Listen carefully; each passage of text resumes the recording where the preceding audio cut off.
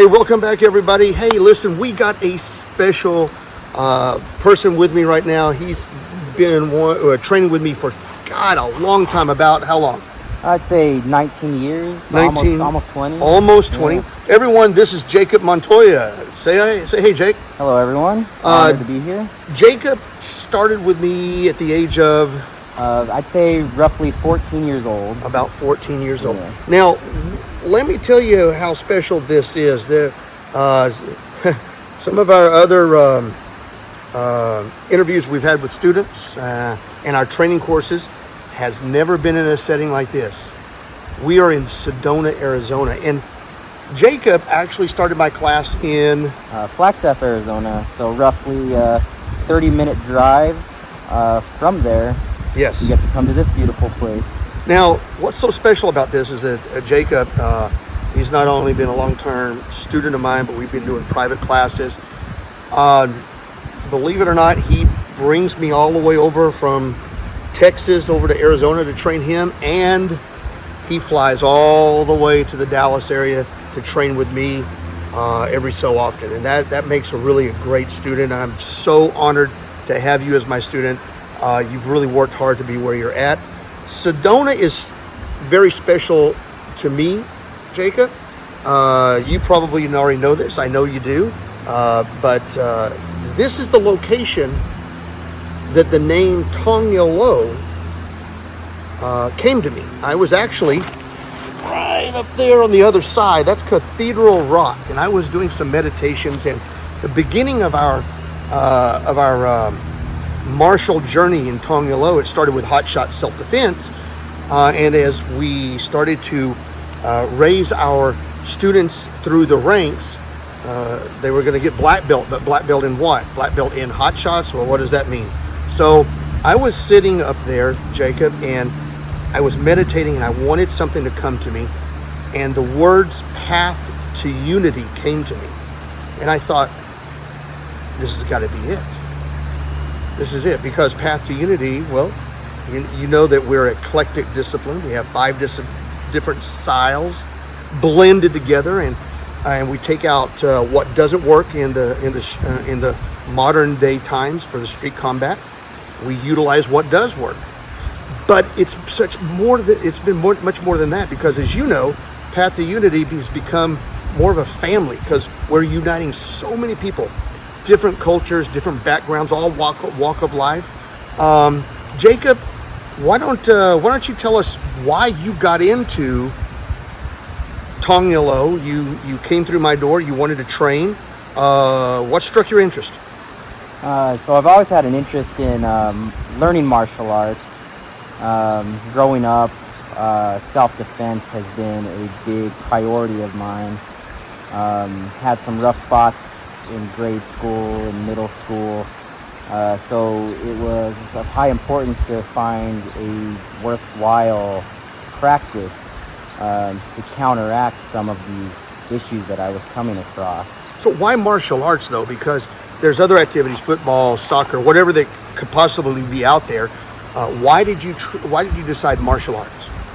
Martial arts in general was due to my interest in Bruce Lee, Jackie Chan, Teenage Mutant Ninja Turtles. Of course, they rock, man. So that's kind of where that derived from. Yeah. I've never really been into any of the conventional sports. I'm not a big football guy or a basketball guy, whatever sport you want to talk about. Sure. But martial arts in general, I wanted to learn because it looked cool, and I felt that it could be highly effective. And what I found out with TONG, because I've practiced several systems. Before TONG, I had practiced a little bit of Kempo, and I practiced that for about a year and a half. Really young, didn't really focus very well, but I did remember a lot of the training I had there.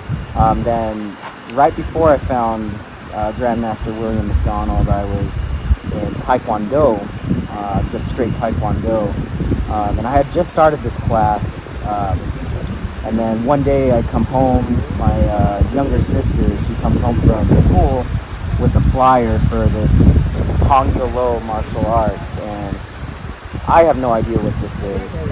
She has interest in joining and trying it out. So I said, what the heck, I'll go view the class that she's going to go start out with.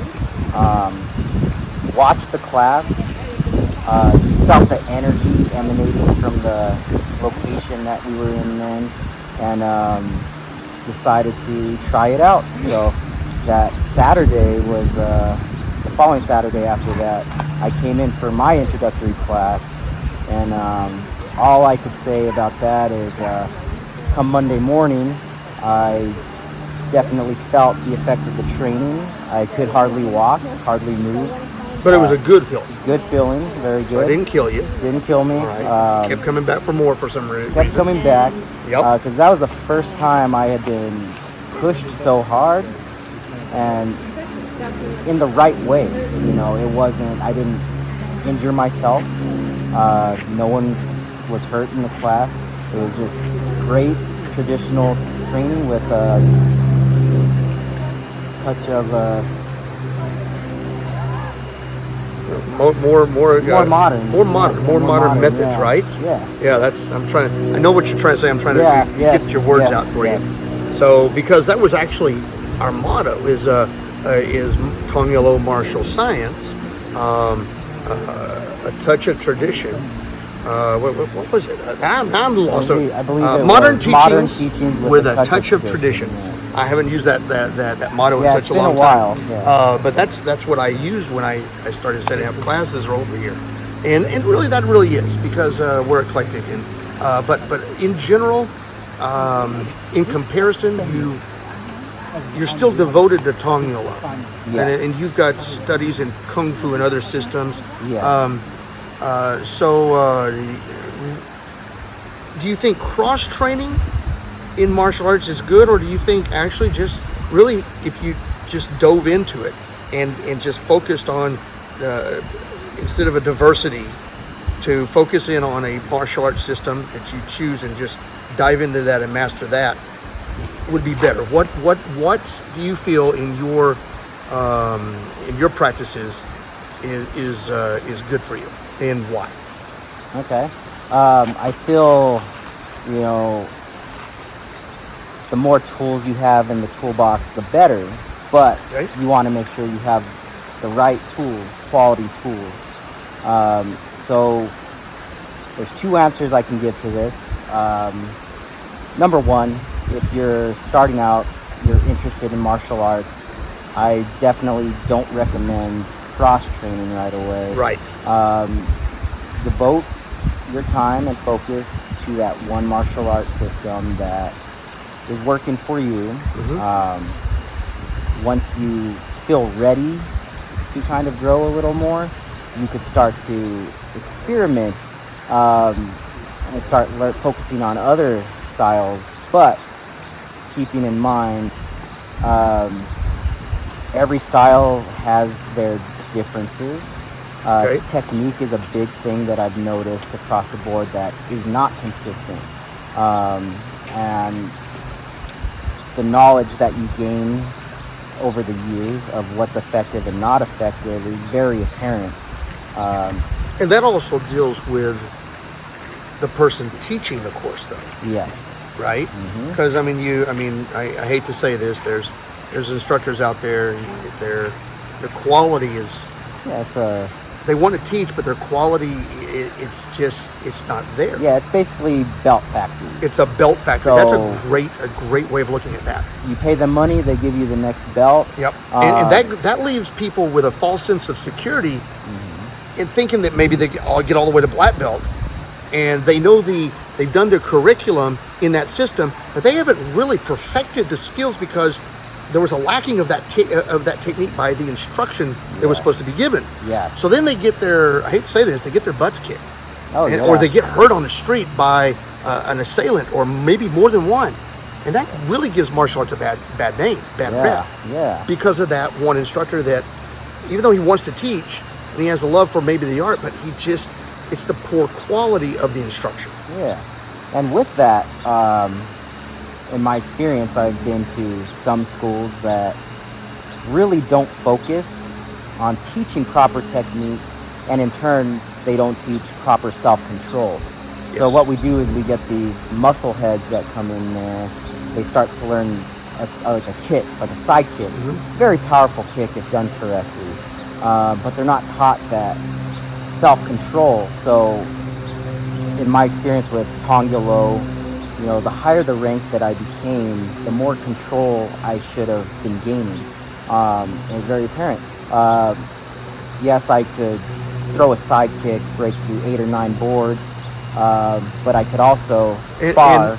And let me explain. Yeah. Let me stop you on that. Yeah. He says 8 or 9 boards. That's not fabricating anything, because in our system, and these are without spacers. Yeah, without space. You don't have spaces between, and the first board breaks the second, breaks the third. No, they're all together. Yep, solid block of wood. And that's a totally different skill. Not every martial arts system has that dynamics to have that, generate that kind of technique and power. Very right? true. Yes. So that may be another, just another additive of what Tong Lo expresses in the student. Yes. Yes. So, yeah. So, if you were to project yourself outward from where you are now, where would you like to see yourself be in martial arts, training in Tong Lo? What do you think? A big part of my life has been sharing the knowledge that I've gained in all aspects of my life. I'm a trainer with my conventional job. I've been a personal trainer in the gym, lifting weights, doing cardio, and I've also been a martial art instructor. And a lot of that comes from a large passion of mine being to teach and share that knowledge. So future, where I see myself growing is, I don't feel like I'm ever going to truly master everything, and that outlook isn't as what it sounds like. I'm going to continue to strive for greatness. Great. But Excellent. always continue to grow. I never want to become stagnant and feel that, hey, I've accomplished all I can accomplish with this right cross. And the reason why I'm asking that is you've seen so many people. They try to get their black belt, and they think that's the end of the end of the line, Yes. and it's not. And they think that's that. There's nothing wrong if that's your goal, and then you want to leave. But there's so much more, because a lot of instructors don't teach it this way. But my philosophy is that once you're a first degree black belt, in my eyes, I now see you as a student in martial arts. The other stuff, all the lower belts, even though you're technically a student, you're striving to learn the basics and understand how to master those skills. Once you cross that mastership of those basics, there's so much more that's out there. Yeah. And so many people don't go that far. Yeah, and it's continuous growth. It's continuous growth, absolutely. You become a master after 4th degree, correct? 4th degree in our system is beginning level of master. Beginning level of master. And just because the title is master doesn't mean you are a master of everything. You're a master of your skills that you know right That you now. know. But there's always growth in life. Martial arts is life. I started when I was 7 years old. It's almost, not quite, it's 48 years, but almost 50 years in the martial arts. I started when I was 7, So, and I hope that you just have the drive to gain that master level, and maybe even expand all the way over to a grandmaster in our system. Jacob, it's amazing. It's amazing to have such a dedicated student, and to let these guys know a little bit differences upon your viewpoint, other students' viewpoint in the martial arts versus what I preach, because this is giving you something different from a totally different eyesight. So is there anything you would like to add on at the very end on our closing of this chapter? I guess I would like to thank you personally. Thank you. Your teachings have taught me to never give up. It's part of our creed. Yes. That indomitable spirit, being unbreakable in a sense. So no matter how many times I've gotten knocked down in life, I've always picked myself up, strive to be better. And I don't necessarily see myself failing. I see myself learning from those experiences. Well, there you go. Straight from Jacob Montoya, right here in this magnificent, beautiful, and magical place, Sedona, Arizona. If you ever get a chance to, there's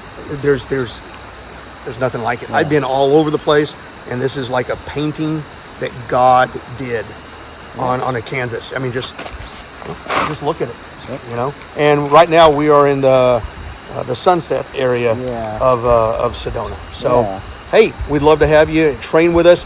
Jacob is a great teacher. If you're in the Arizona area, northern Arizona, he's the person to look up. And I also do the private classes. I go all over the place, as you know. Jacob brings me in wherever I'm at. I'll teach.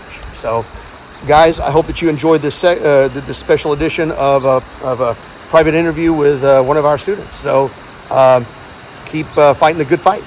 All right. See y'all later.